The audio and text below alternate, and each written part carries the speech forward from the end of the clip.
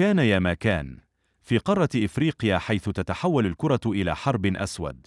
أسود الأطلس من المغرب، وأسود التيرانغا من السنغال، منذ سنة 1968، والمواجهات بينهما تروي قصص الفخر والغضب. تقابلاً أكثر من 32 مرة، المغرب فاز في 18، السنغال في 6 أو 8، والباقي تعادلات. أكبر ضربة كانت سنة 1975، عندما اكتسح المغرب السنغال ب4-0. في العصر الحديث كان أسود الأطلس غالباً الأقوى، مثل فوز من 3-1 سنة 2020. لكن السنغال كانت دائماً الخصم الذي يجعل القلب يدق بسرعة. وصلنا إلى يناير 2026. الرباط تحتفل باستضافة نهائي كأس إفريقيا. الملعب مولاي عبد الله يغلي. المغرب المضيف يواجه السنغال في أول نهائي بينهما في تاريخ الكان. النتيجة من 0-0 حتى الدقيقة 90+8. فجأة الحكم يحتسب ركلة جزاء للمغرب بعد مراجعة فار مثيرة للجدل. هنا انفجرت الفوضى. لاعبو السنغال بقيادة المدرب بيب ثايو فقدوا أعصابهم تماماً. خرجوا من الملعب احتجاجاً 15-17 دقيقة كاملة. الجماهير كانت تحاول تقتحم الملعب، والعالم كله يشاهد مذهول. الناس في المغرب كانوا يضحكوا ويقولوا: يا راجل، واش خرجوا يش. كان الناس يقولون في المغرب وهم يضحكون من الدراما، ثم يرجعون إلى الملعب بفضل تدخل الأسطورة ساديو ماني.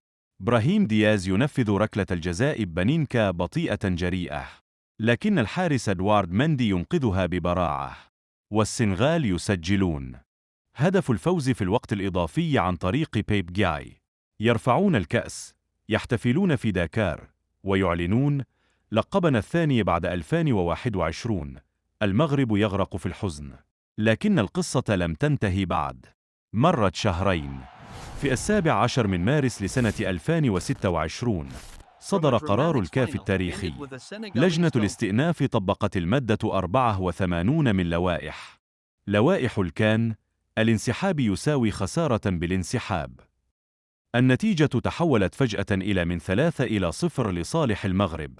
اللقب يذهب إلى أسود الأطلس لأول مرة منذ 1976.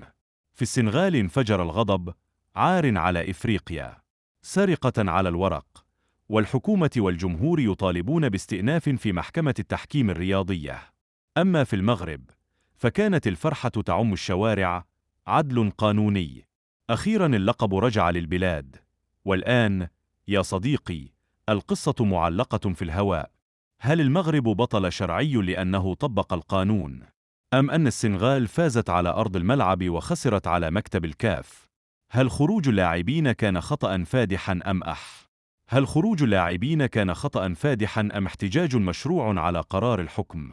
من 1968 إلى 2026 هذه ليست مجرد قصة كرة قدم، هي حرب أسود على العشب، وأحيانا على الورق.